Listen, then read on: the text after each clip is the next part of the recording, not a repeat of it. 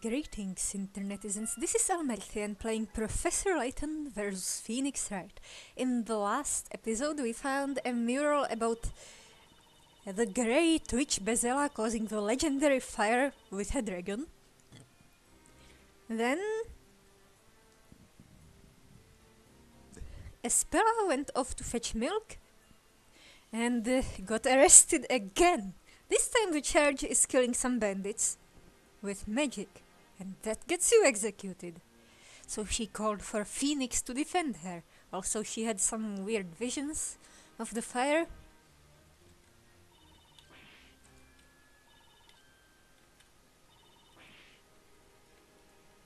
Yeah, she might get roasted in an Iron Maiden. Knights of the court, I have but one question for you both. Are you prepared to cross swords? I, Inquisitor Zacharias Barnum, am indeed prepared to do battle, my lord.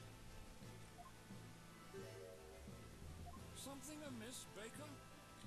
Sorry, Your Honor, I just didn't realize we could have swords here in the courtroom.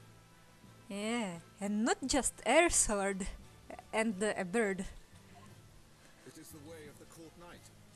A knight must always ensure that he rides with a blade at his side. Hey, Phoenix, where did you leave your badge? Does Maya have it? State your name, Sir Blue Knight. Huh? My Oh. name is Phoenix Wright. It I'm a does baker. have the badge. How many times will you make me say it? A baker. Nick, quit with the long face. You look miserable. No need to waste your breath. This trial will be over before you can utter a single objection. And Maya might be in danger.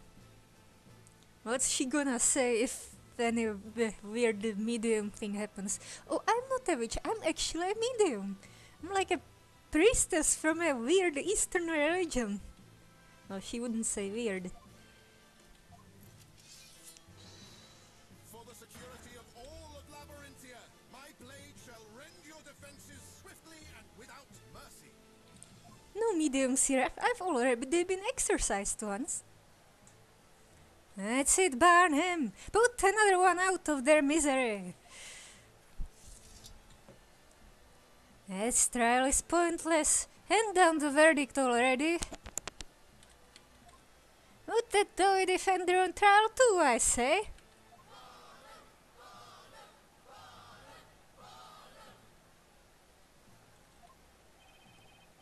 Oh boy, what's with all this excitement? You'd hardly think this was a courtroom. The crowd doesn't seem very interested in law, that's for sure.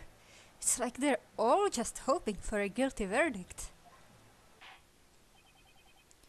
Inquisitor Barnum, you may begin your opening statement. As you wish, my lord.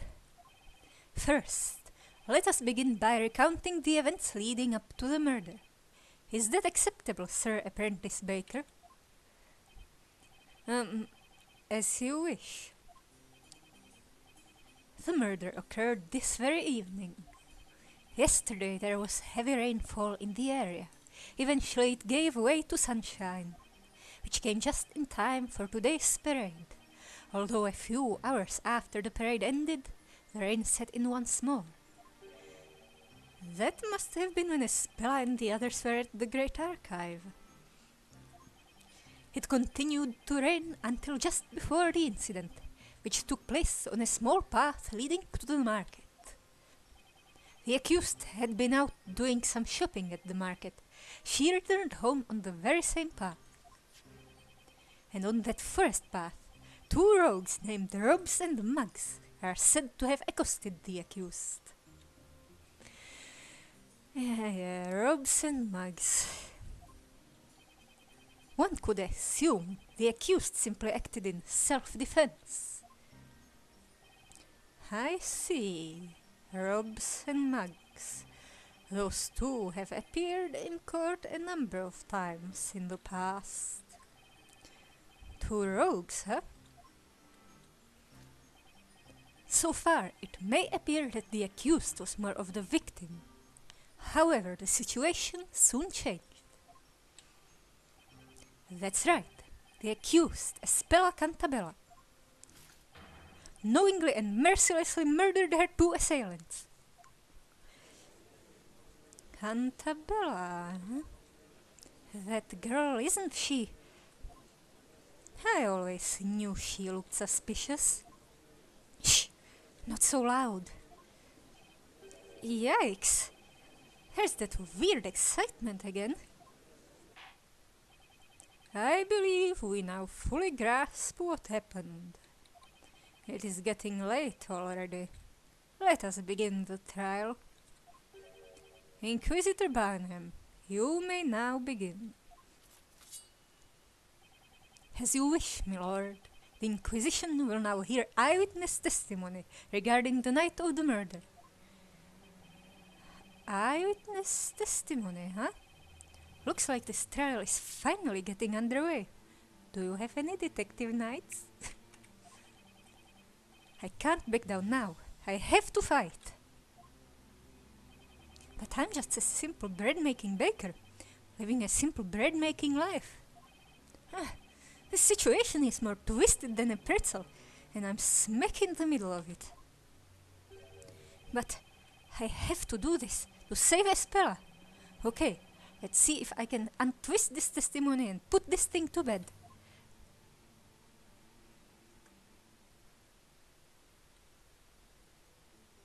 Who's this guy? Oh, Mary with the goat. Allow me to welcome you all.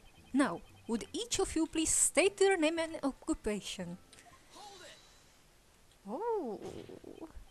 Wait a minute. What's going on here? That's too many witnesses. As I already explained, Sir Apprentice Baker, this is the eyewitness testimony. Yes, I understand that, but there are 4 witnesses. Indeed. This many people inside the courtroom could pose a health and safety issue. Your Honor, that's not quite what I meant. Witness testimonies are supposed to be done one by one, as in one witness at a time. What are you talking about, child? We'd be here all night if we did that. That's right, young man. We have witnessed the very hand of fate reach out to us this evening. Could we hurry this along, perhaps? These flowers won't sell themselves. As much as my boss wishes they would. Maybe you shouldn't be ripping them apart? Oh, she's got infinite flowers. The path to knighthood is an arduous one, but I remain steadfast in my resolve as I travel down this long road. I shall not falter. I will be victorious. Who cares? Just question them all at once. We already know the girl in the cage did it. Let's get on with it. Finish this already. I'd like to go back home and get to bed.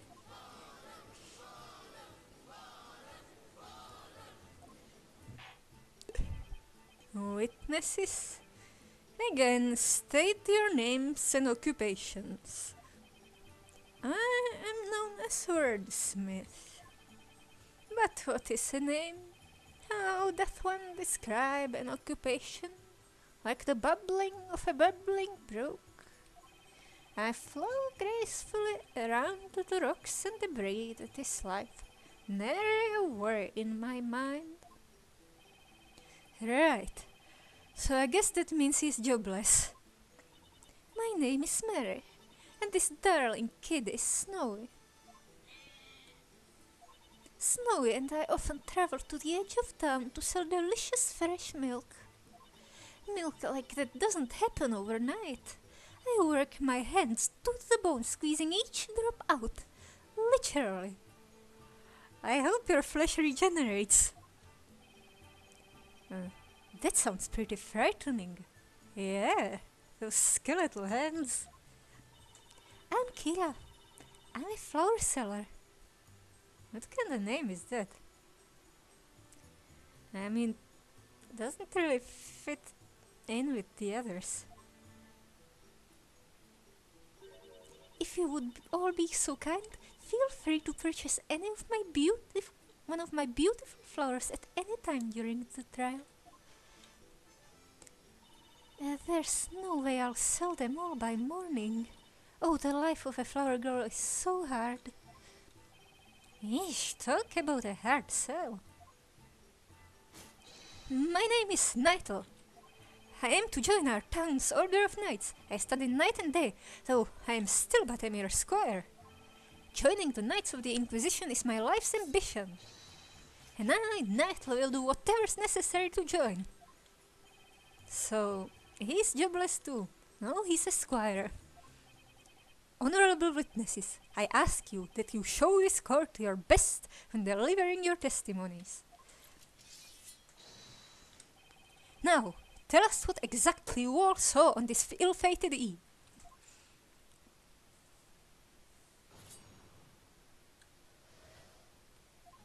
The delicious scent of mid-evening dinner permeated the air, and a soft light shone faintly in the distance. And Max grabbed the girl by the arm. It looked like he almost pushed her to the ground. I heard a faint voice cry out. The next moment those two villainous men burst into flames.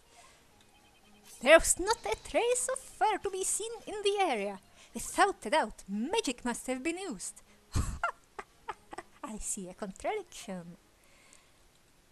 I mean, where else would that light come from? Oh, maybe the stars. Or the moon?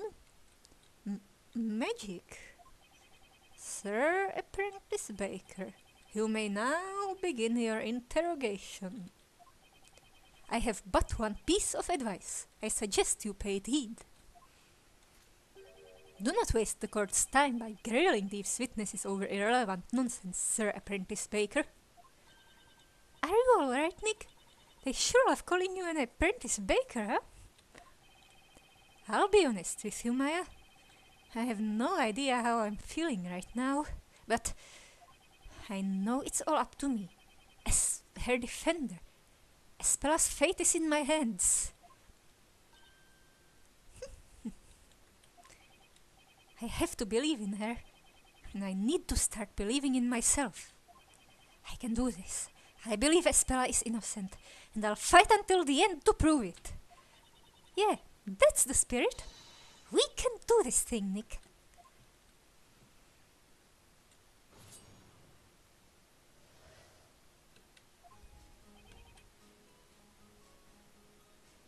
Hold it!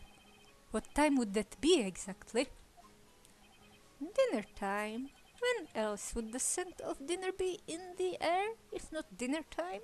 Do you see? So 6 o'clock? Not so much. The sun had already set by that time. That should be adequate. The sun had already set? So you clearly witnessed what happened tonight, is that correct? I have been dubbed a witness, thus I must clearly have witnessed something. Do you see? In that case, how much light was there in the immediate area at that time? Enough to see the nose on my face, but not enough to see the trees ahead. Do you see? No, that doesn't add up. If the area was completely dark, then you couldn't possibly have witnessed anything. Do you see? And nevertheless, something caught my eye. It was a most ominous sight. Ominous is what that sight was. Okay, I get it. It was ominous. Objection! Poor form, Sir Apprentice Baker. I hate to disappoint you, but there was, in fact, light in the area. Take a look at this. This is a drawing of the crime scene based on the witness's account, as penned by the court illustrator. The court illustrator? I've never heard of that before. Look carefully. This shows what the scene looked like at the time of the murder. An illustration of the highest quality as always. Now then, we have established that by the time the murder occurred, the sun had already set. Lamp. And so, naturally, the defendant was carrying a firelit lantern, as we can see. A lantern? Eureka! Indeed. Yes, that is what I was saying earlier. There was a lantern, I say. Oh, please, you totally forgot. To be honest, I did not imagine it would be necessary to present this, but... My lord, here is the lantern in question. This is what was responsible for the light illuminating the area. Very well. The court accepts this into evidence. Speaking of which, Inquisitor Barnham, in this drawing, the accused seems to be holding a milk bucket of sorts. What became of this? That is a strange case indeed, my lord. That bucket seemingly disappeared from the murder scene. The milk bucket disappeared, you say? There has been talk of wolves living in the nearby forest. It is thought they often make off with the items they find on the ground. Why would the wolves steal a bucket? Great! Wolves that steal your stuff. Remind me to never set foot in that forest. Oh, but if you actually got a sword, or, I don't know, learned some paladin spells, you could fight those wolves and get some item drops. Yeah, I told you in the first episode that Phoenix wasn't a bard.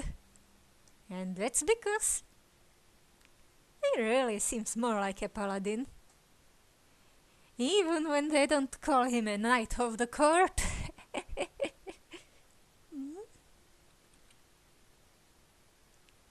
Oath of protection, I suppose. Yeah. Well, he's a charisma man and he's pretty strong and tanky. This is great, Nick. We've got new evidence now. Ah, yeah. I guess you're right. You know, Nick, you really don't look like just some normal run-of-the-mill baker. I'd say you're more like a somewhat articulate run-of-the-mill baker. I think you might even have a knack for being a defender. There's a clear contradiction somewhere in that testimony, and I'm going to find it. Mugs grabbed the girl. Yeah. Wait.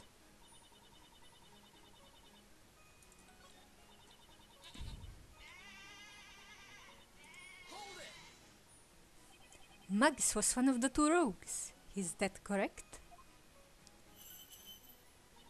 That's right. That man, he grabbed the girl's arm and pulled out a knife.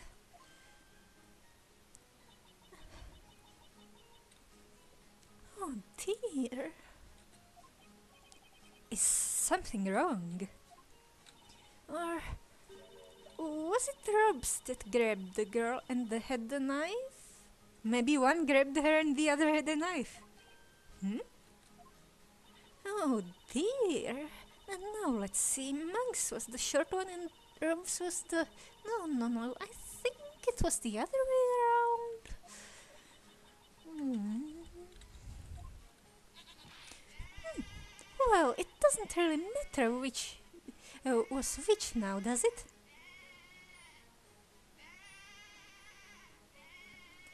Don't squeeze that goat too hard.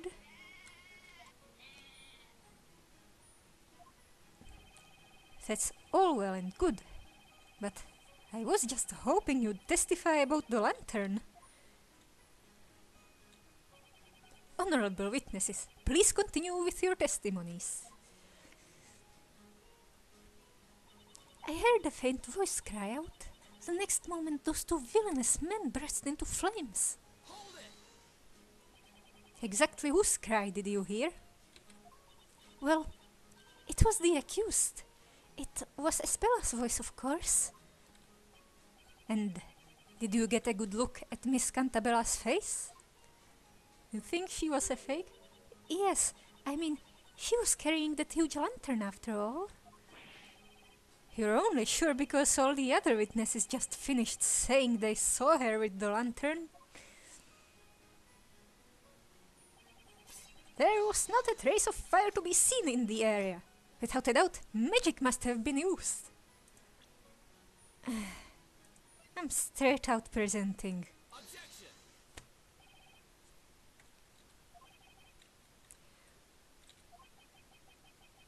Oh, something's happening.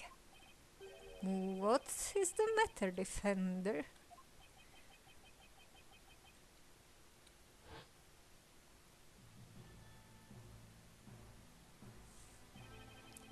What is this feeling? I just felt the urge to shout out, right from the bottom of my lungs, while pointing my finger. Objection. I can't help but feel that's a word I've used quite a bit in the past. That's it. I remember now. I remember everything. The League of Attorneys exchange, Espella's trial, and then that strange book. This feeling. I feel like I can take on the world. Witness! What's with the sudden pointing? I'm a soon-to-be member of the Honorable Knights of the Inquisition. I accept your challenge. Have at you. You say that no fire was present at the scene of the crime, meaning the defendant must have used magic. Unfortunately for you, that is not the case. What do you mean, Sir Apprentice Baker? What I mean is the defendant was in fact carrying a lantern containing fire. Those two rogues were actually burned by the flame that was inside that lantern. That is the only logical explanation.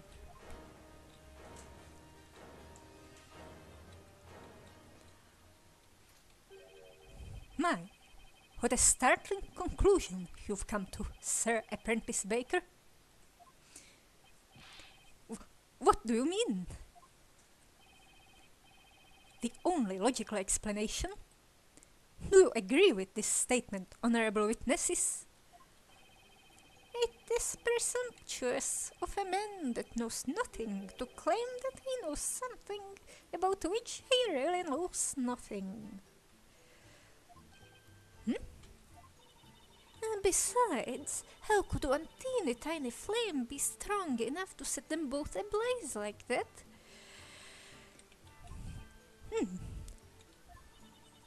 There were two of them. How could that flame engulf them so fast? Well, what? Was there a lot of dry plants on the ground? Ah. Furthermore, if they did burn, as you claim they did, do you mean to suggest that they were soaked in oil or something? Oh. Well, Sir Blue Knight, it would seem you have bitten off more than you can chew. Ah! I definitely didn't see that coming. What say you, my lord? Do you have any thoughts on the proceedings thus far? Given the testimony as we have heard it, this court has come to its conclusion. It was a truly gruesome and merciless act, an act for which only one thing could be held responsible. The nefarious crime of magic. Yeah. A murder doesn't matter. What matters is the weapon, right? This place must be reformed. Wait just a second. Is there something you have forgotten to mention, Defender? Yeah, the cage looked weird. Not exactly, Your Honor. It's just that, you just said magic. That can't be right, can it? What are you suggesting, Sir Apprentice Baker? Witches use magic, which in turn brings about disaster. Such is the way of this world, is it not? This tiny world. Well, yeah, it may seem to be the case, but no way is that actually possible. This court finds Spela Cantabella, the accused, charged with being a witch. A Spela? A witch? A witch's existence in this world is a crime in itself. The ability to use and control magic is a criminal offense indeed. As such, any witch found practicing magic will be sentenced to death by fire. No, you're wrong. I'm not a witch. Sir Apprentice Baker, I do not envy your current predicament. Milord, hand down your guilty verdict against this witch immediately. Objection! But there's no evidence to prove that any magic was really used. Put a sock in it, bird boy. We all heard her cast the spell. Huh? That's right. Snowy and I heard it. Isn't that right, Precious? We heard that incantation quite clearly.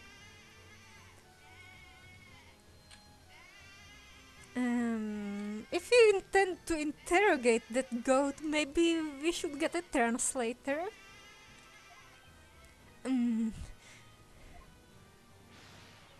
That frightening voice. There's no mistaking it. It was Espela's voice. Oh, she's shaking that flower so angrily. Ah. These ears do not lie. I clearly heard an incantation most sinister. Ignace, it went.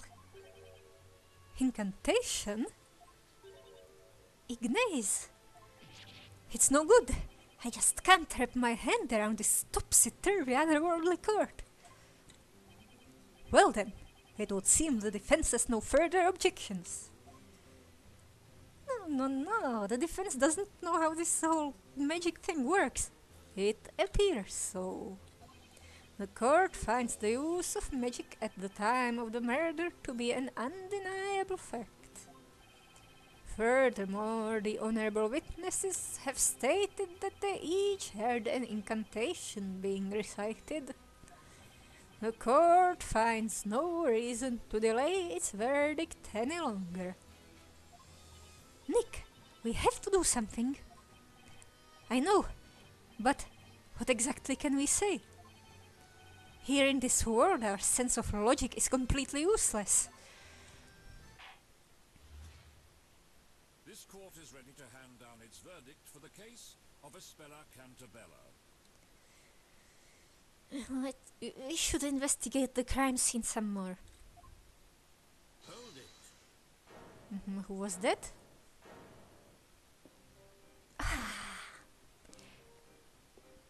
He's got the book. Your Honor, I request that the court hold its verdict a moment longer. What is the meaning of this intrusion?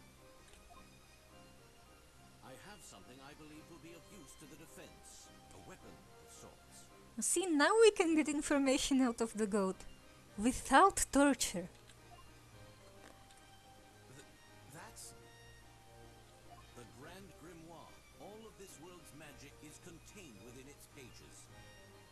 Using a book as a weapon sounds like something a witch would do. Well, or a wizard. Without it, this trial cannot reach a satisfactory conclusion. the Grand Grimoire.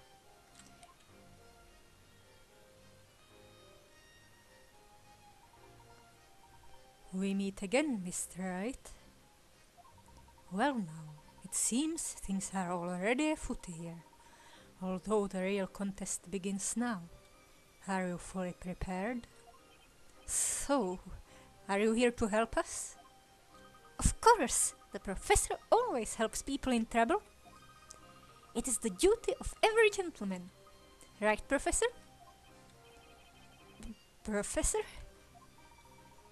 There is a saying that I find quite useful in situations such as this. There is a time for words and a time for action. Right.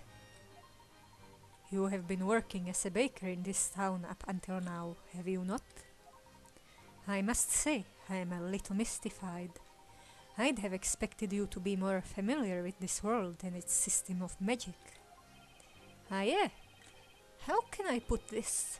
I guess that's not quite the full story. Is that so? I kind of had an epiphany just now.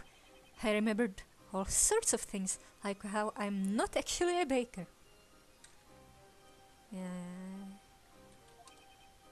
And well, how magic can't really exist. Then it would seem I was correct about you, Mr. Wright. You are not, in fact, a citizen of this town. Is that correct? Right. At least it seems that way. However, for now, we have no option but to accept this world and its rules as a reality. Without first understanding those rules, I'm afraid you will not be able to save Miss Cantabella. But things like magic only exist in fairy tales and make-believe. I'm afraid, Mr. Wright, it would seem magic does in fact exist in this world. Such a truth cannot be denied. Also, your friend is a medium. Oh, yeah, indeed. That is why the Grand Grimoire is a weapon well suited for this witch trial. At the moment, you are tantamount to a knight without a sword. A book would be more useful as a shield. I feel more like an attorney without a chance, actually. Right then, Mr. Wright. I'll explain how the Grand Grimoire works. Have a look at the touchscreen. There you'll see the Grand Grimoire button. Touching the Grand Grimoire button will open up the Grand Grimoire. He's explaining the mechanics. You'll be able to present spells. Oh, that reminds me. I've gone ahead and bookmarked the spell Ignace for you. Ignace? That's the magic spell all of the witnesses said they heard, right? Nick, you should take a look at that spell. All I have to do is... yeah. The defender has been given more than enough time. It would seem this trial has reached its end. Requires an incantation and scepter.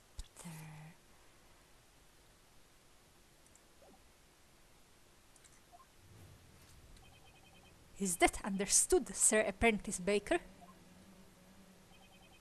This case is quite straightforward, with very little room for doubt. The witness's testimony, coupled with the illustration of time of the murder, makes it quite clear that what must have occurred. This murder was the result of magic. And furthermore, The caster of said magic was none other than the accused. That, Sir Apprentice Baker, is the truth. Best you go back to baking, for I believe your days in the courtroom have crumbled. Ah! Is everything okay, Mr. Wright? Yes. It would seem that photographs do not exist in this world. Photos don't exist? I guess that makes sense. Ye olde time period and all. The sketch drawn by the court illustrator. Therein lies your final chance, Mr. Wright. My final chance? I understand the witnesses have already finished their testimony. However, if you could perhaps find a clear contradiction without this illustration. There's another contradiction? In that case, there's still hope that I can turn this around. Mr. Wright, you have to hurry. Look, the judge... He looks ready to deliver his verdict any second now. This is it. This is my last chance. What should I do? Hold it! 1 second, Your Honor. The defense requests permission to have another look at the court illustration. I think there might be a contradiction in there. Objection! You are already out of time. All testimony and evidence given thus far has been proven to be accurate. Objection! I wouldn't be so sure, Inquisitor Barnum.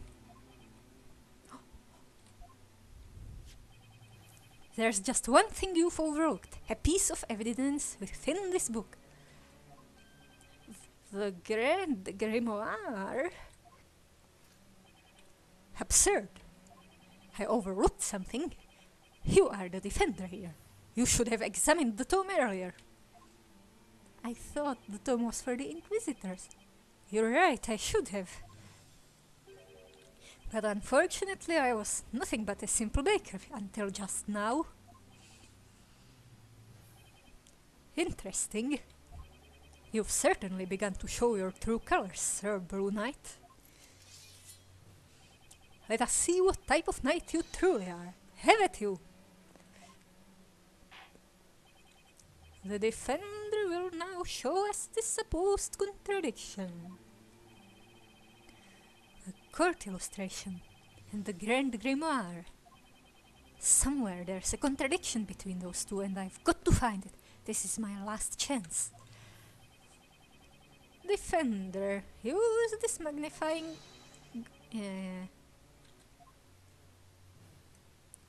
The contradiction is that she couldn't have been wielding a staff?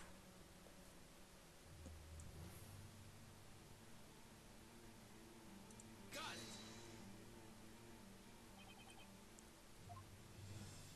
it! The hand of the accused?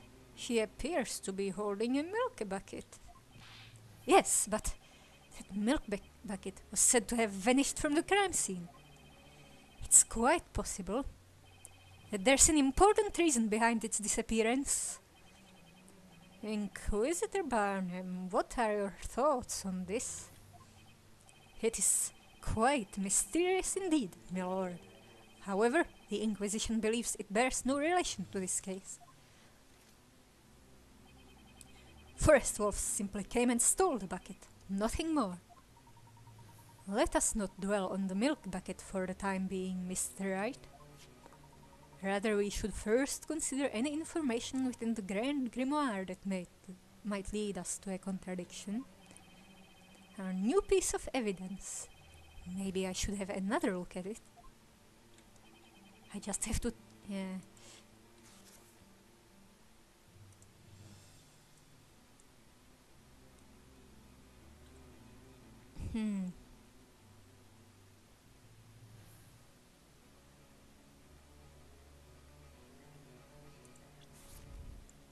How else do I show this? She's not holding anything.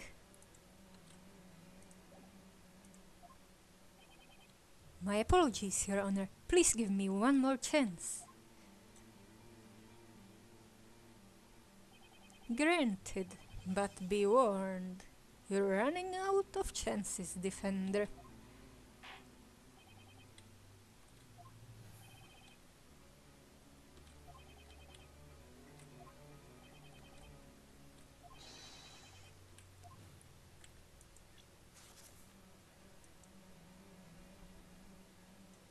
Oh, I can't present this page.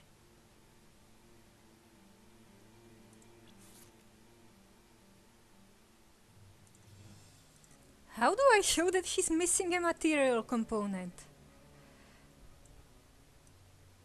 Do I show this hand?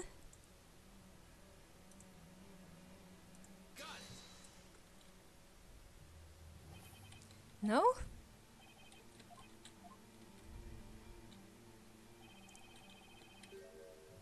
Ah.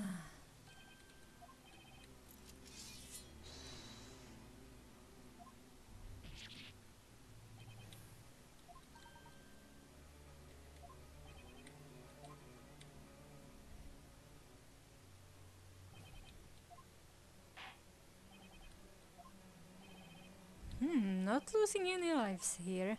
I mean, not getting any penalties.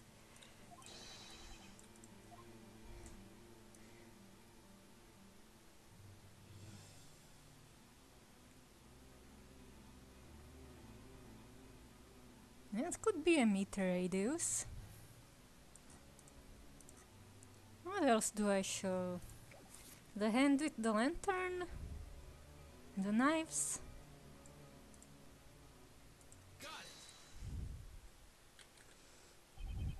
The contradiction is right here. The hand of the accused. She seems to be holding a lantern. What is your point? According to the stone, using the spell Ignaze requires the use of the witch's scepter, as well as an incantation. Isn't that right? Correct. For witches to use magic, they must be in possession of a witch's scepter.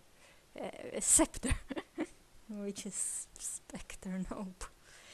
Also known as a Thalia Magica, whatever. If that's the case, then there's one thing that doesn't add up. Take another look at Miss Cantabella's hands. Tell me, do you see the witch's scepter in either of her hands? What? Graphics cutting out. There we go. Now let's see you point that sword at me now. You did it, Mr. Wright. But wasn't that contradiction just a little too obvious? You may be right, Luke. Eh? It would certainly appear that the good Inquisitor is taking this particular oversight rather too well.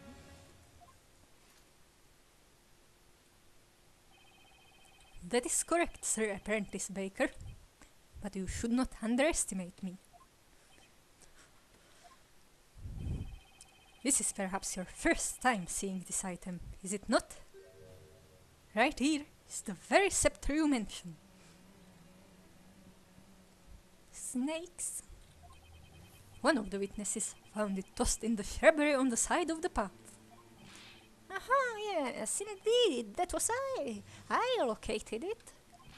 My feet found themselves ensnared in the blasted thing, and it sent me flying through the air. Somehow, I'm not surprised to hear you fell, Gramps. This scepter does seem to carry a most sinister air. Indeed, my lord. However, this scepter will only work while in the hands of a witch, with the incantation being said aloud. Oh, that's too bad. I wanted to try lighting stuff on fire. Please don't look at me when you say that. You see, there are 2 magic gems set in this scepter. Magic gems? Looks like a red gem and a white gem. These gems each contain a particular magic spell. By simply looking at these magic gems, one can easily determine which magic spell can be used. Nick, quick, look at this page.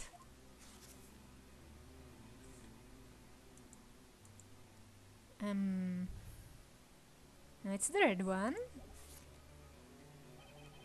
Is that the red magic gem? Indeed, the red gem you see here is the spell Ignace, and if you look carefully, you should notice that this scepter also has one more spell that can be used. One more spell. That must be the white gem. Is white ice? Mr. Wright, I found it! Here's the spell for the white magic gem. Oh, the mirror. What does this remind me of? Yeah. I've been watching some Magic the Gathering AI generated card videos, even though I don't understand the game very well. And there's like these factions associated with the combinations of the magic types, and Dimir is blue and black. No, but that's spelled Damir. Simply chant a mirror to make it reappear. Like disappear and appear.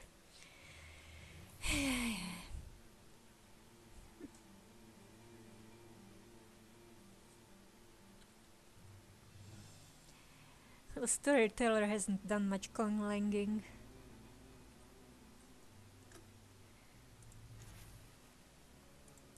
Or maybe it's like the Inheritance Saga. Well, the Inheritance Saga of magic language is like Icelandic or whatever. This is just some vague English and Latin based words, I think. Cause anything the caster touches to vanish from sight. Wait. Was it? Yeah, anything that the caster touches. You can make the stuff disappear. Huh. I mean, make it invisible. Probably. I see you managed to work it out in that crusty head of yours. That's just... It can't be. The reason the witch's scepter couldn't be seen is because the magic spell Dimir had made it disappear. Oh, that's right. In other words, the accused conjured a cowardly spell to camouflage her own use of magic. No. No way! Order, order, order! Inquisitor Barnum, please submit the scepter into evidence. Hold it. Hold on, please. Is there a problem, Sir Baker? Okay, I understand this is a witch's scepter. Oh, but couldn't someone else have been on the scene, invisible? However, whether or not the scepter was in Miss Cantabella's possession has not yet been proven. What are you talking about, Sir Apprentice Baker? Isn't it obvious? I'm talking about fingerprints. Supposing Miss Cantabella did in fact handle this witch's scepter, then her fingerprints should still be on it. You don't have a fingerprinting set here. What are fingerprints?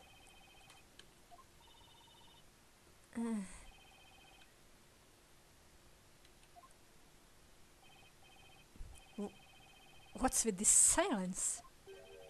You said fingerprints?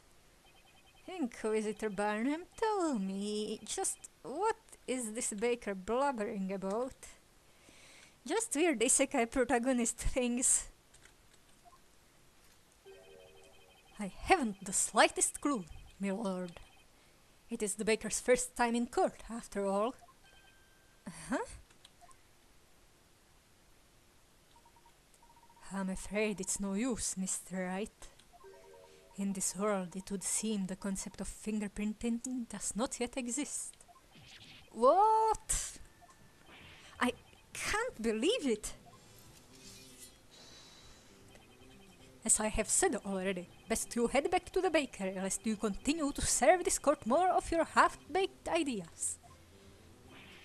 They're about as half-baked as your terrible plans, Barnum. Forensic science does not exist here. Instead, this is a world in which witches and magic are accepted as fact. Truly fascinating. What the heck? There are just way too many things I don't know about this world. Mr. Wright, I believe you may be able to take these things you don't know and use them to your advantage. Huh? The Inquisition believes there is no room for debate on this matter. The accused clearly attempted to conceal her magic. Better luck next time, Sir Apprentice Baker. Mayhap your next loaf will not leave such a bitter taste in our mouths. Now then, my lord, I believe it is time. I ask that you render your unwavering verdict. Objection.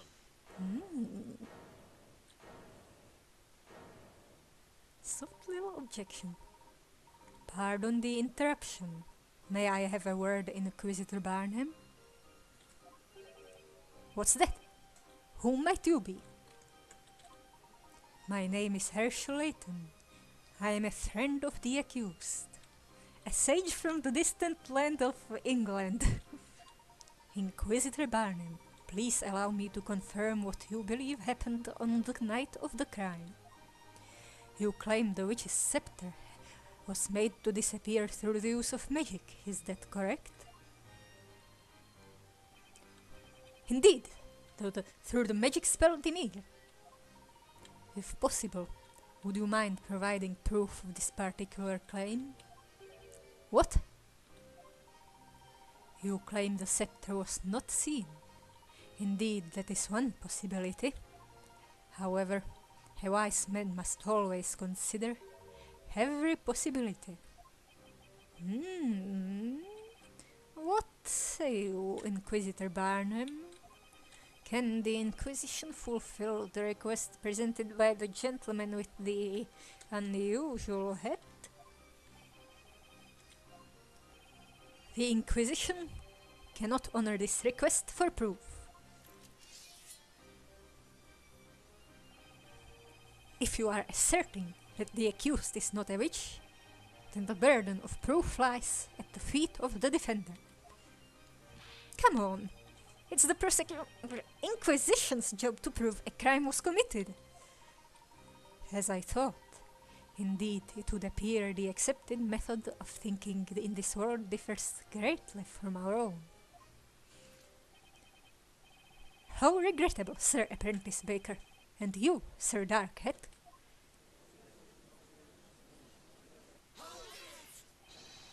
Inquisitor Barnum, sir!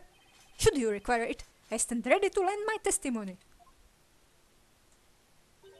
Would anyone care to purchase any pre-testimony flowers?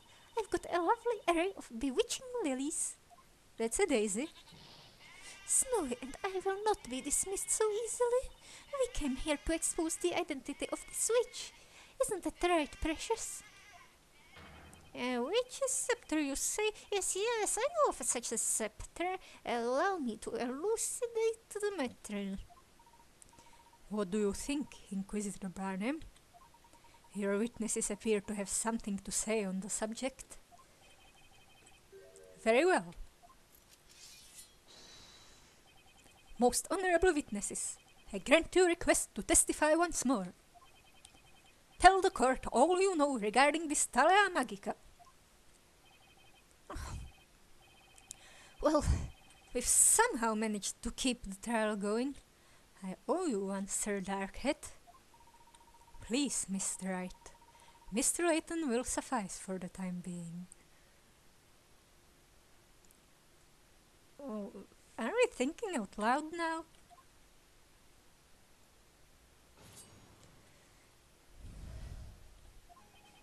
When I saw her, the witch was carrying a large milk bucket in one hand and a lantern in the other. And the girl had the lantern hanging from her wrist. Her hand was contorted in a strange way. Because the bad guy was holding it? I got a good look at her hand, and it looked for certain that she was gripping something.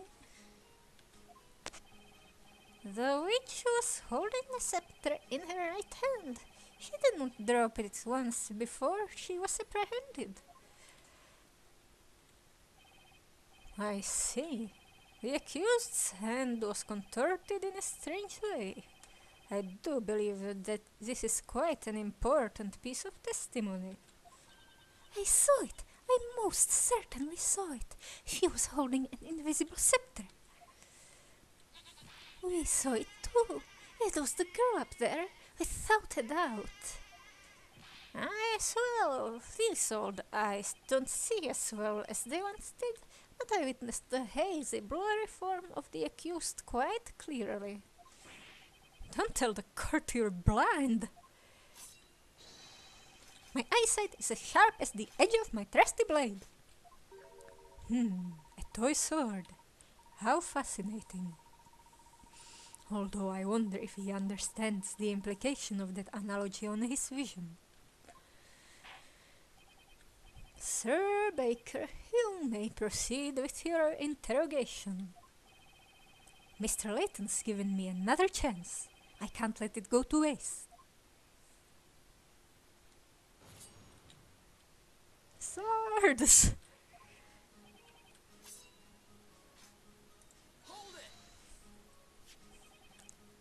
The large lantern you mentioned is this one, correct? There is no mistaking it. That fiendish form, with its case darker than the darkest of nights, that was the lantern. It's just a normal lantern. What is this? It would seem that the glass is shattered. And there seems to be a sizable amount of mud stuck to it. On closer inspection, it appears mud has stuck to the broken sections of glass. Most intriguing. So then, when exactly did the lantern get mud all over it? When it fell? By the way, witness, you also saw a milk bucket, is that right? Indeed, I would bet my sword on it. And yet, that milk bucket mysteriously vanished from the scene of the crime. Can you make two objects invisible at once? Oh, anything the caster touches. How many times must I say it, Sir Apprentice Baker? The problem is the black lantern. The girl had the lantern hanging from her wrist. Her hand was contorted in a strange way. Oh. She had the lantern hanging from her wrist. Are you sure?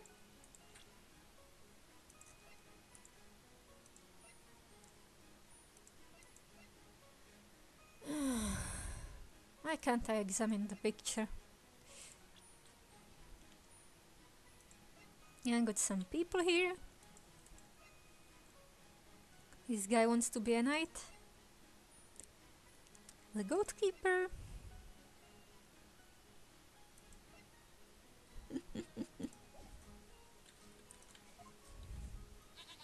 Of course, we're sure. If that wasn't it, then how else would the girl manage to hold her invisible scepter? Madam, please, just testify about what you actually saw. We just said that's what we saw. Isn't that right, Snowy? Indeed. A handle as wide as this could be easily hung from the accused's small wrist. Yes, that's what we were all telling you. Isn't that right, Mommy's little snowball? It's no good. They're all bent on assuming a spell was holding that scepter. It seems it may be best not to pursue this particular line of questioning any further. Well, that's just super.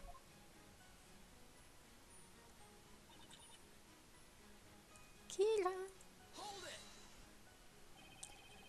What exactly was the defendant gripping? It was... that's right. It was something cane-like. What was it called? Which is scepter? Yes, that was definitely that. Objection! Whoa. Wait, Miss Kira. You didn't actually see it, did you? Witness? This cane-like object, was it perhaps roughly this size? Oh, why yes, it was exactly that size. It's no good. They're all bent on assuming a Spella was holding that scepter. It seems it may be best not to pursue this.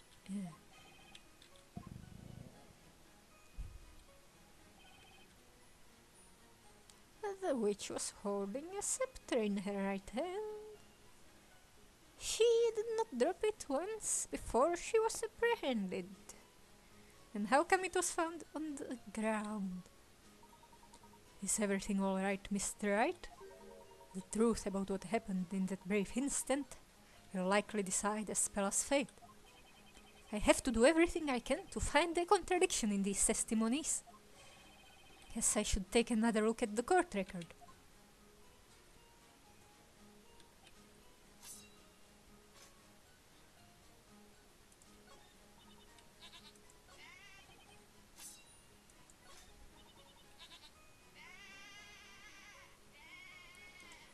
Can I see the picture? Yeah, she's gonna get... She might get executed.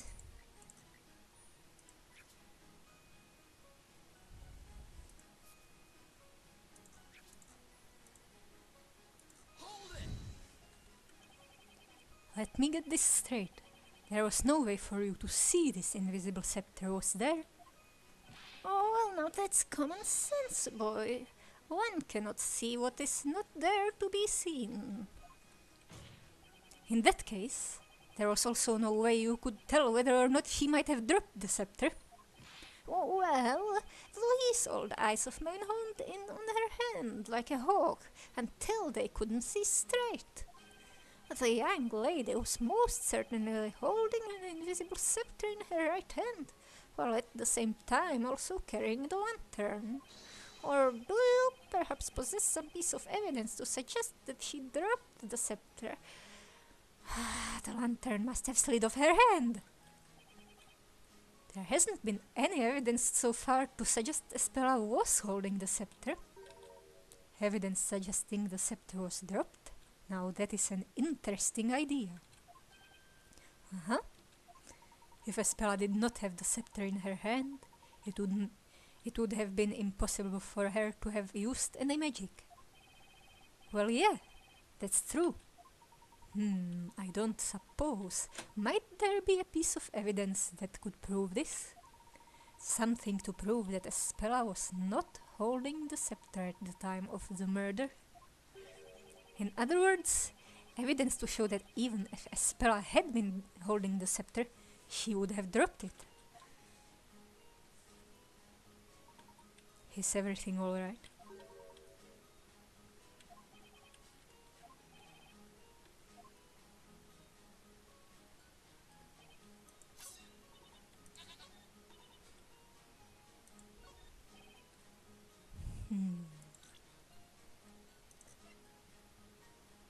Objection! There is a high probability that Miss Cantabella was not holding the scepter.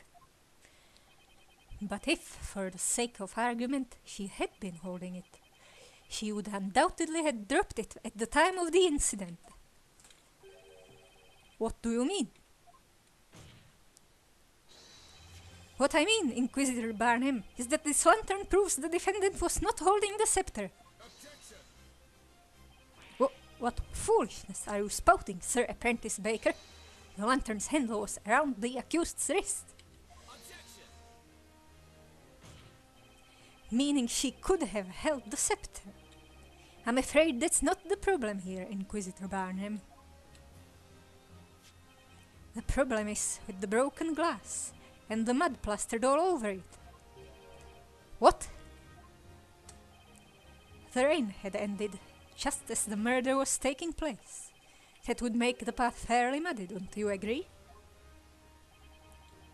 When the thieves grabbed Miss Cantabella by the arm, the lantern must have fallen into the mud.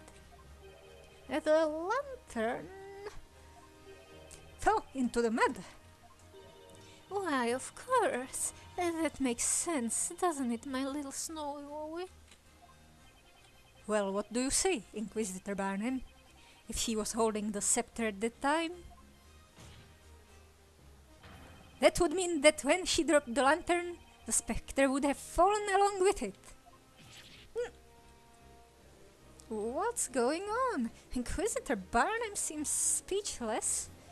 The defenders managed to turn the thing around, even though he's just some baker. No way, pay the witch's accomplices no heed. They're just trying to trick you.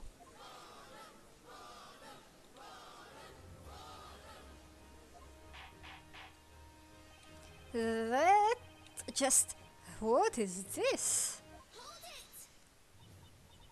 One more moment, please. Everyone, please listen. And didn't we all just stand here and explain to the court what we clearly saw? It's a lantern, so what? What's so special about it? Explain to me so I can understand. So that you can understand. Well, I mean, it's pretty obvious just by looking at it. Mr. Wright? Oh, what is it, Mr. Layton? There is something about this witness. Miss Killa, was it? Tell me, Miss Killa. How good is your eyesight, exactly? As you just heard Mr. Wright explain, the answer to your query is quite obvious at a glance. Tell me, are you able to see the mud present on this lantern? Mud? What mud? What are you talking about? Your Honor, did you hear that just now? At least she didn't mistake it for a banana. Yes, indeed. What does it mean, exactly? It means that Miss Killa's poor eyesight is the reason she cannot see the mud present on this lantern. In other words, the validity of Miss Killa's testimony is questionable at best.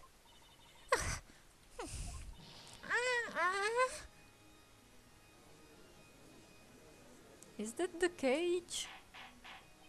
Order! Order in the court! What is the meaning of this? What say you in your defense, witness? I hardly recommend you give us nothing but the truth. I'm sorry, Inquisitor Barnum. It's true. I need to wear glasses all the time, in fact. You need to wear glasses. Aha! Now that you mention it, I did notice something odd about you today. Oh, I thought you looked familiar. Gone is the mist that clouded my mind. In its place, clarity. Fair maiden, a pair of spectacles are as valuable as a shield to a knight. Make haste and procure another pair. Now then, Miss Killa, tell me, at the time of the incident, were you wearing your glasses? No, I was not wearing them. The truth is, I lost my glasses a couple of days ago.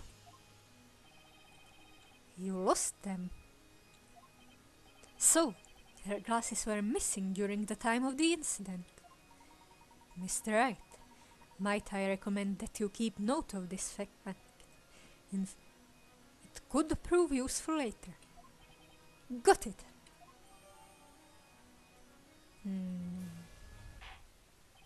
Am I to believe there is nothing left to prove on this matter? At the time of the murder, the accused did not have a witch's scepter in her possession.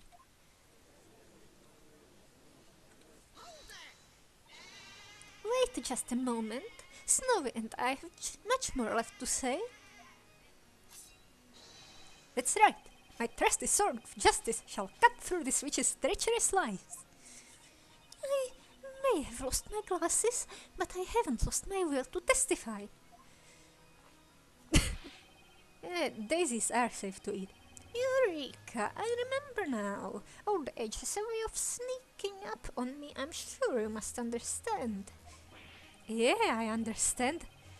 I understand you're all completely ridiculous. It would seem we have not yet arrived at a clear-cut verdict. Witnesses, you may once again begin to testify to the court. Tell us about the scepter and how it was used in the detestable display of witchcraft that you all witnessed tonight.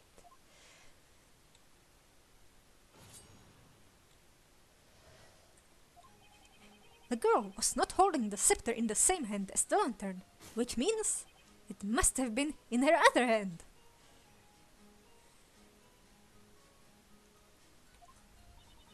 The accused is holding a milk bucket in the court illustration. Who's to say she wasn't also holding the scepter in that hand? That milk bucket is lighter than it looks. Even Snowy could carry it, so she could have easily held the scepter as well. I did not see the Miss Milk Bucket. Everything felt like an illusion.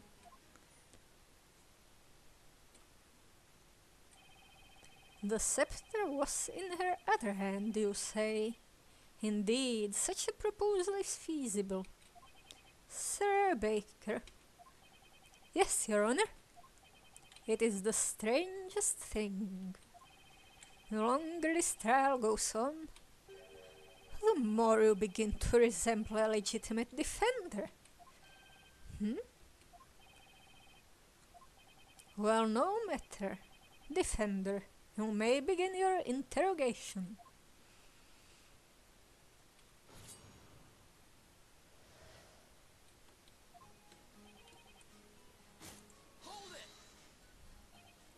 But did you actually see that with your own eyes? Alas, magic's vile embrace hid the scepter from my sight, so I did not see it per se. However, through my years of nightly training, I have learned to see through such cunning trickery. Is that so?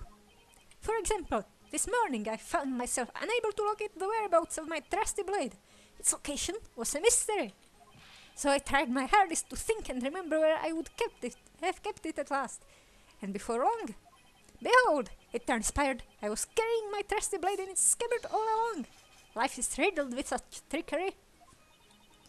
Would you say life is riddled with trickery, Nick? Only if we're talking about my life, Maya. Yeah?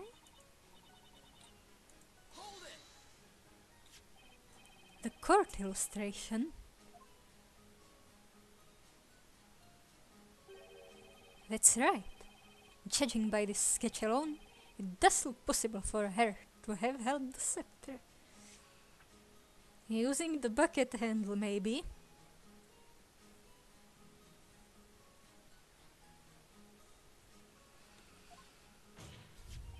However, if you actually try holding that thing, you'll notice just how thick it is.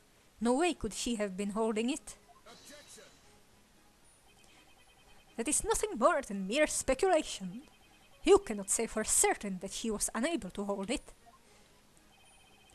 You say speculation, I say it's a fact. There's just no way a spell could have been holding that thing. As expected, this testimony is filled with nothing but assumptions and conjecture. Mr. Layton, you know, Mr. Wright, there does not appear to be any usable evidence present in the court illustration. Yeah, I agree. It does look that way. The milk bucket ended up disappearing from the scene. Could that actually be an important piece of evidence in itself? That milk bucket is lighter than it looks, yeah. Hold it! Just 1 second, Miss Mary. What is it now? Snowy and I don't have all night, you know. Come on, then out with it. I just have one question regarding your testimony. How exactly did you know that the bucket Miss Cantabella was carrying was light enough for Snowy to carry? Because is it short enough? That goat looks small.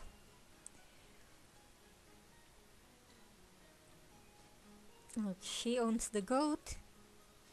She provides the milk. Well...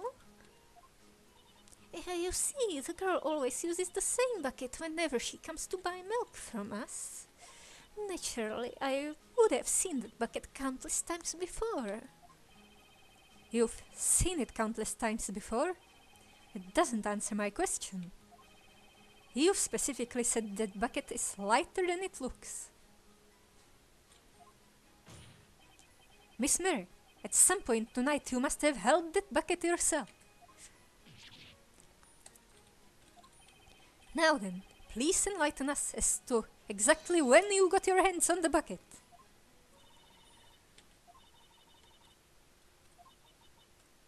What?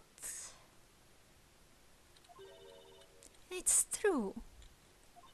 By the time Robs and Max had already been burnt to ash. And then I noticed the milk in that bucket that the girl had been holding in her hand. The milk? And then when those two went up in a blaze, Snowy and I made a dash for the bucket. As the girl stood there, looking confused, we took the milk from her to make sure it was okay. Huh? Unbelievable.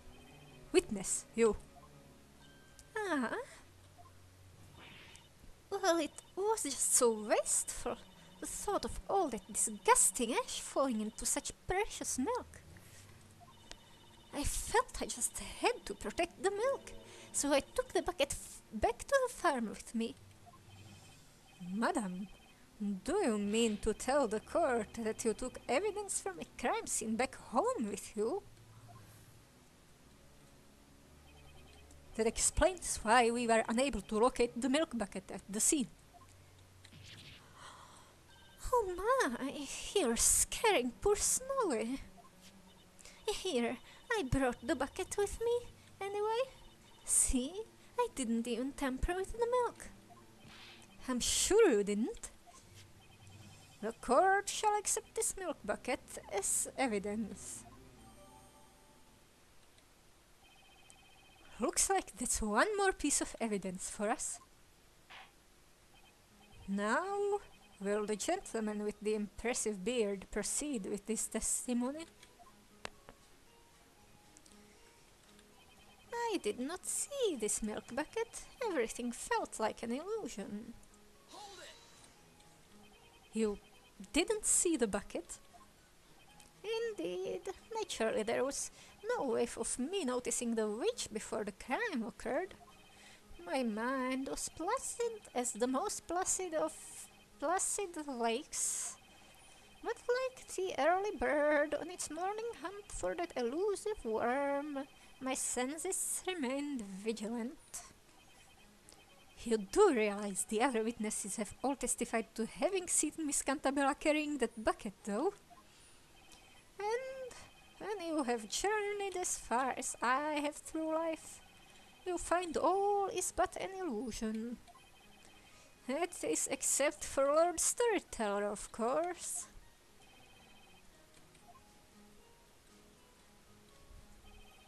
That's it for the testimony.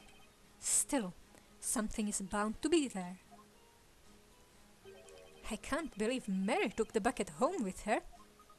Miss Mary must be one of those thieving forest wolves we've been hearing about. Let us hope she doesn't eat like a wolf as well, Luke, for her Snowy's sake. I've got this new piece of evidence, but the question is, how can I use it? You know, looking at this milk bucket now, it does look sort of different from the sketch, don't you think? It might be a good idea to get a nice good look at the actual milk bucket.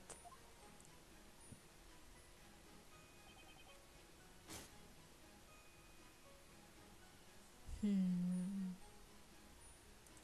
it!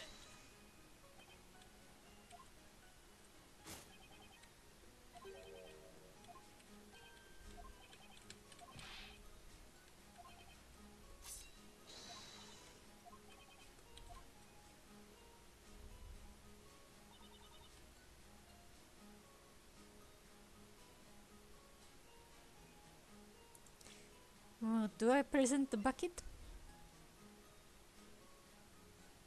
Why can't I see the illustration?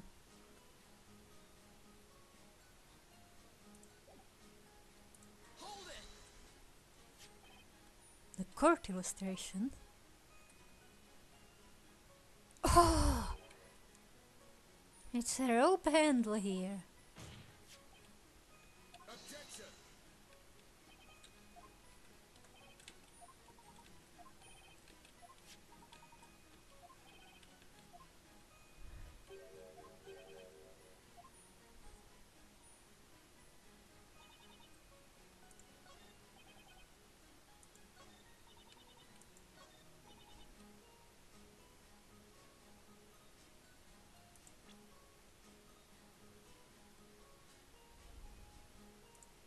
Objection! All of your testimonies have come to the same conclusion. The scepter was not in her right hand with the lantern. Therefore it must have been in her other hand that was holding the bucket. However, that's not it. Not by a long shot. What do you mean? Contrary to what one of the witnesses stated, a milk bucket was in fact at the crime scene. And you'll also notice something about this bucket. Take another look at the court illustration. Something about the bucket seems a bit odd, wouldn't you say? Objection! This illustration was based on eyewitness accounts, so a small discrepancy or two is conceivable. Objection! Actually, Inquisitor Barnum, it's highly likely that this illustration is much less accurate than you think. What if the illustrator is in on it? In fact, there is a blatant contradiction present in this illustration.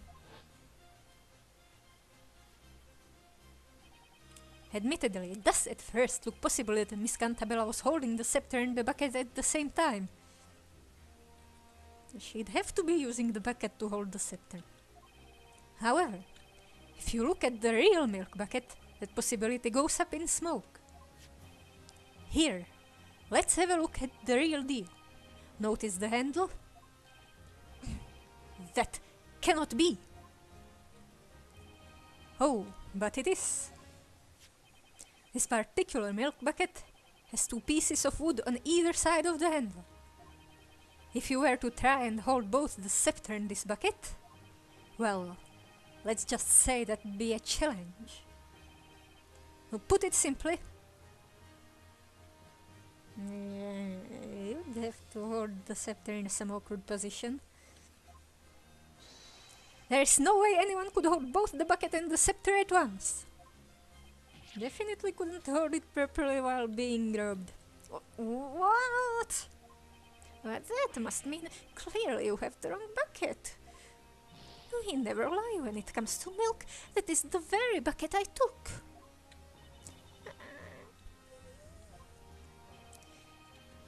It looks like the witnesses are as surprised about this as Barnum. The defendant couldn't have been able to hold the bucket and the scepter at once. Also, we have already established that she was not holding a scepter in her right hand. Therefore, the defendant, Mrs. Pella Cantabella, was not holding a witch's scepter at any point during the incident.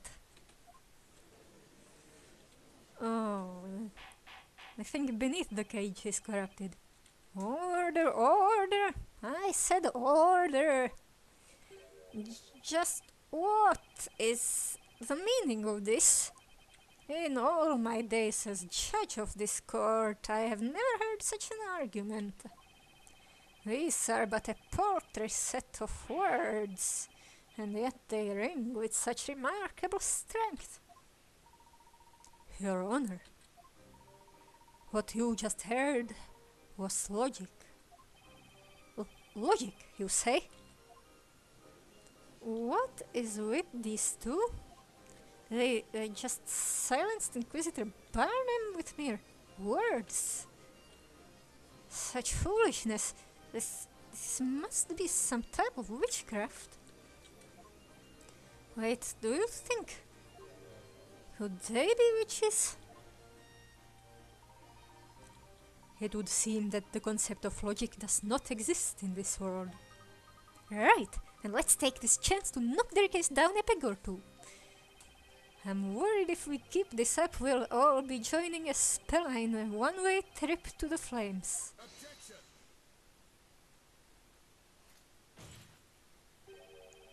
Most intriguing. A knight allows his sword to speak for him during battle. You have spoken with a sword of words. So be it. I too shall wield such a blade. What do you mean? Sir Blue Knight, there appears to be a hole in this logic of yours. A hole?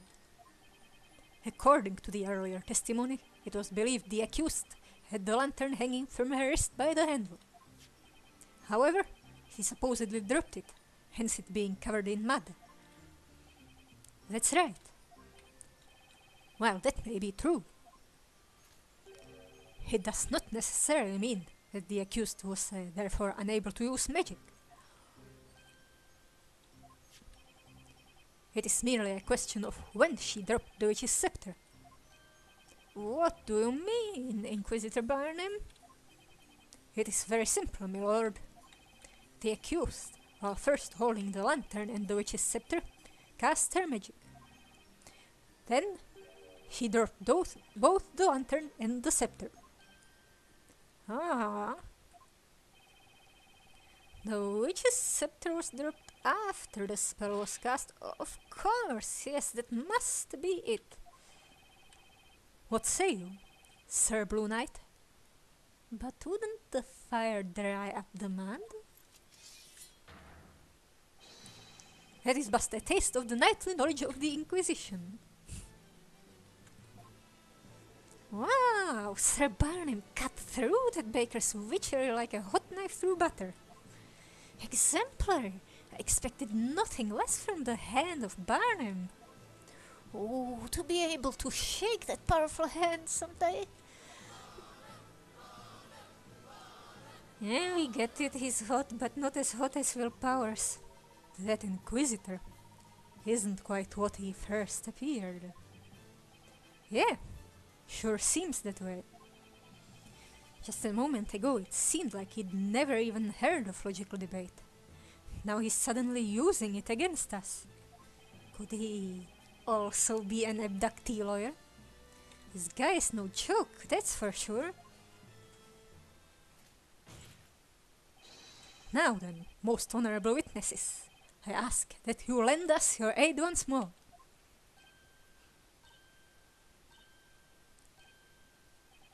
I request that you all testify to the court once more. Tell us which occurred first, the dropping of the lantern or the casting of the spell. Witnesses, you may begin your testimonies. Tell this court in your own words about the sequence of events which transpired tonight.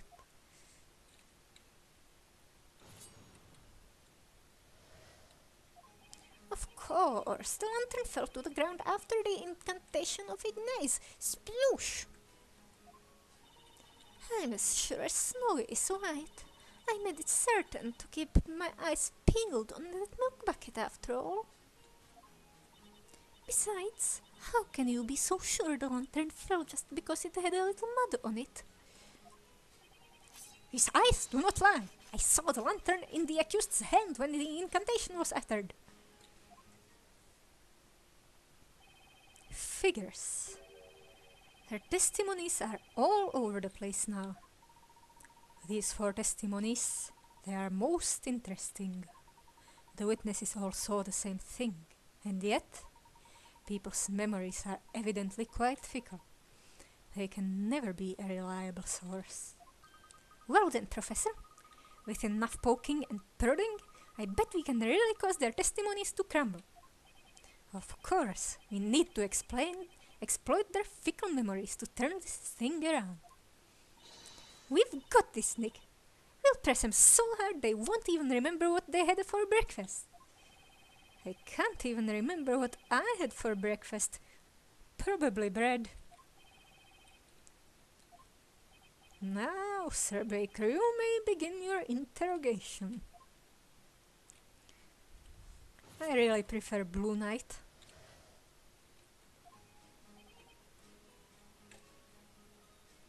After the incantation.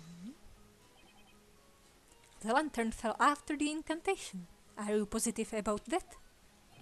I say I'm positively positive that I'm positive. I heard her voice and then sploosh. That sploosh. Was that the sound of the lantern hitting the ground? Or was it the bucket? Indeed, but of course, do you see? But if you look at the lantern, you'll notice that the glass is shattered. Wouldn't there have been a shattering noise? You specifically said you heard a sploosh. Shouldn't you have heard the sound of the glass shattering when it hit the ground? Well, the sound of glass shattering? No, I'm afraid I failed to catch your drift. Oh. I was present in the area a bit further away from the crime scene, you see. I have no recollection of hearing such a sound. Somehow, I think a crunchy, sharp sound would be easier to hear far away than a wet thud. No recollection? Precisely so. I'll have you know I can easily hear a dog barking across town.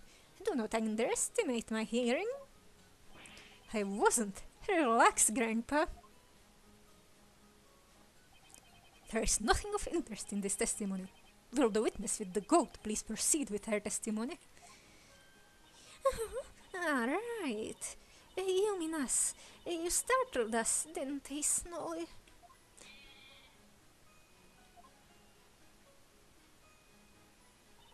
I'm as sure as... Yeah? But earlier, you stated that Miss Cantabella had the lantern hanging from her wrist. Well, not quite. We didn't say for certain. We only believed it was on her wrist. Believed? Yes, precisely. You know how you sniff milk when you're not quite sure if it's gone bad?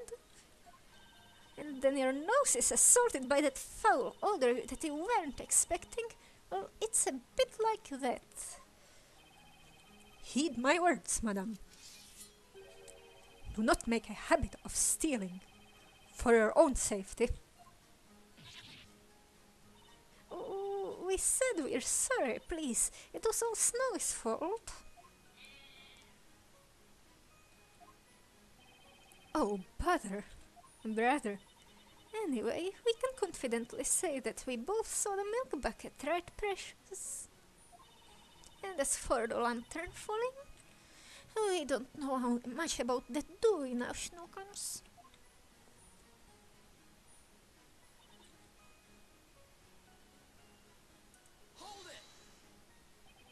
What do you mean?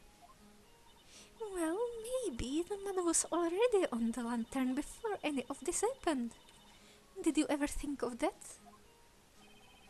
Before any of this happened? In such heavy rain? Like, Maybe it's been there since last week. it did rain last week too, after all. And if that's the case, then there really isn't any point arguing about whether or not he dropped the lantern, right? Indeed. What say you, Defender? I say, take a closer look at the lantern. You'll notice there's mud on the glass. Mud on the glass? The lantern wouldn't be very useful with all that mud blocking out the light. And also, if the rain was heavy enough to make the ground sploosh, it would have washed the mud off. Miss Kira, I'd say your little theory regarding this lantern is muddy at best. I could point at witnesses till the cows come home. Are there any cows in town, or just goats? But that wouldn't turn this testimony into anything I can use. I've got to find a lead somewhere.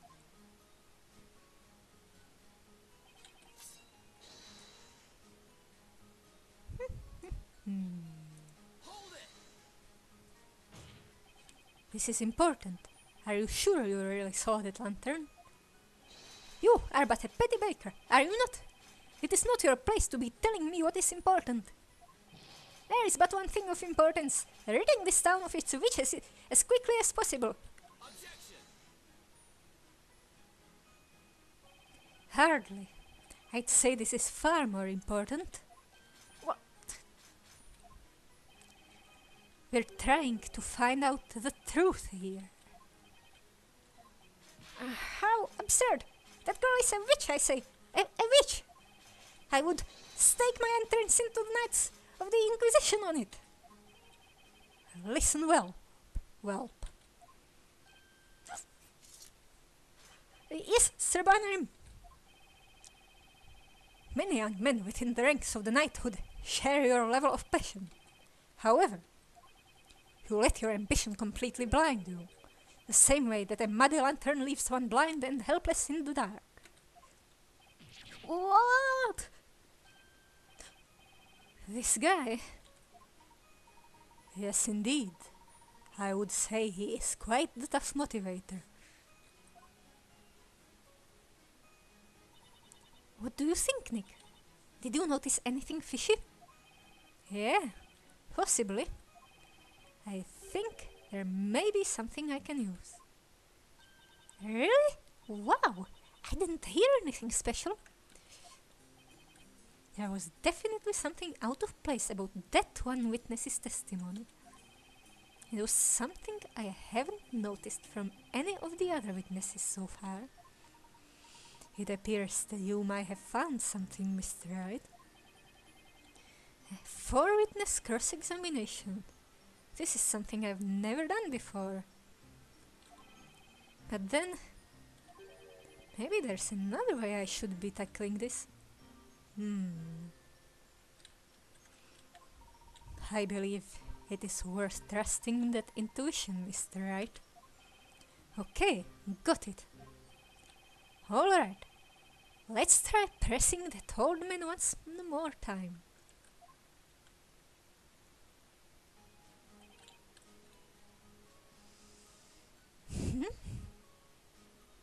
The old man?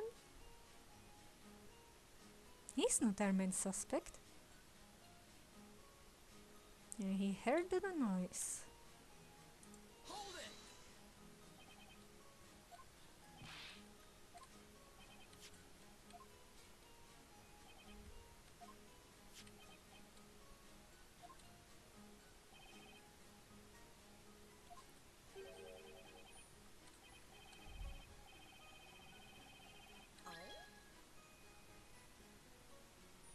And then we get there. Hold it! There it is, right there. I knew I heard something strange.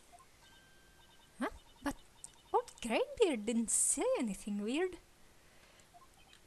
Maya, it's not the old guy that said something weird. It's the person next to him. Next to him? Ah, look there, Professor. The goat lady. She looks really deep in thought. Or sleepy. It would seem she has noticed something odd in this elderly gentleman's testimony. Ah, that's right. These cross-examinations have 4 witnesses. Hey, Nick, it looks like you're not the only ones paying attention to these testimonies. You're right, which means if they're all listening to each other's testimonies. Correct, Mr. Wright. Each witness is fully aware of themselves and their own actions when in the middle of their own testimonies. However, it is while listening to the testimonies of others that the witnesses may sometimes reveal the most valuable information. I see, it's habitual. I can't tell they're doing it, but I can. And I'm going to use it to turn the tide back in our favor. In fact, I do believe I may have spotted our first opening in which to test this new technique. Mr. Wright, could I draw your attention? No, this is just more... Oh. Is the other 3 witnesses listening? It's just a matter of catching them off guard and questioning them. What are you waiting for, Nick? Let's give it a shot. How about we try questioning the goat lady next to old Greybeard? Okay, all I have to do is slide the magnifying glass over to that witness. The sound of glass shattering? No, I'm afraid I failed to catch your drift. Hang on! Excuse me, Miss Mary. Oh, do you mean us? But it's snowy and I have nothing else left to say. I knew it. I caught her completely by surprise. Mr. Wordsmith just gave his testimony. He told us all about the sound he heard, and the lantern fell to the ground. Mr. Wordsmith didn't seem to be sure, but I wonder if you might happen to have something to say about this. Well, that's... Is that all right, Sir Barnum? May we answer the question?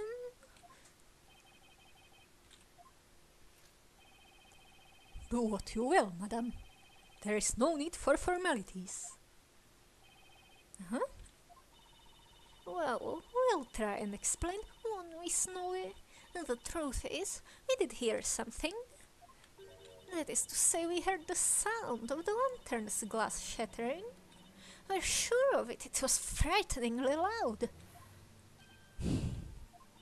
It quite startled us, didn't it, Snowy dear?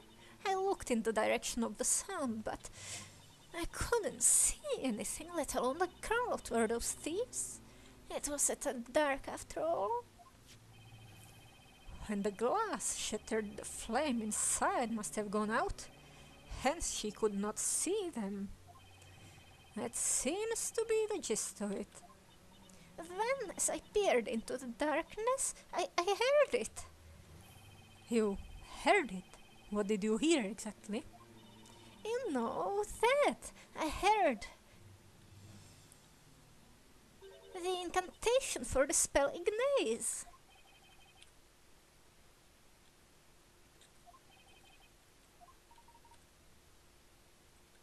And you didn't see where it was coming from. What did you just say? Now hold it right there, witness. Yes, my lord. The glass shattered when the lantern fell, and after that, you heard the incantation for the spell Ignace. You swear to this court that this is without a doubt correct? Yes, maybe, I think. How about my testimony? What of my oratorial observation? That blasted spell Ignace occurred first, then the lantern plummeted to the ground. I heard no such thing. There was no sound of shattering glass. Absurd! Simply absurd! So the lantern fell and the glass shattered. That does not change the very fact that this girl is a witch. Objection! I hate to disappoint you, but that's not quite the case. In fact, this testimony changes things a lot. Wouldn't you agree, Inquisitor Barnham? What is the meaning of this?